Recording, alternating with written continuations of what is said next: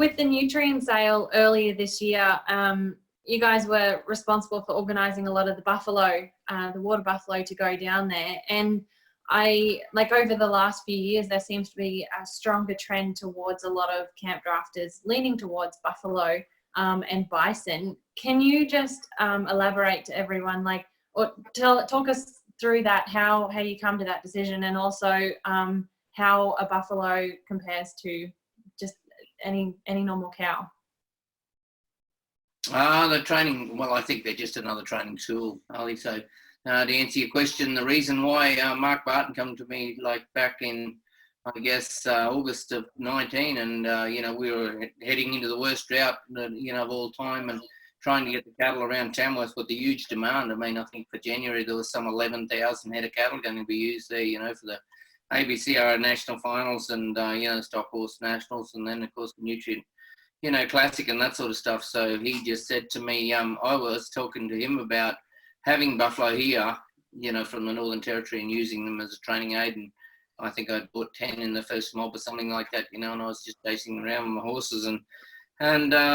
So yeah, that's how that became apart, really. He went to the Northern Territory and sourced the animals, and then they come down to here to Nebo, and they were acclimatised here, and I just fed them some Easy Ride every day and some round bales of hay, and then we just chased them around, got them to run straight, and they were sort of, put them in the dam, plenty of right through it, and I actually, I've got some 30, here of mixed strains and that sort of stuff, and we use them as a tool every day, to train. They're a fantastic thing, and they're very easy to look after. You've got to obviously keep them out of your water troughs. They like getting in the water trough. You need to put a rail over there to keep them out, but low maintenance, and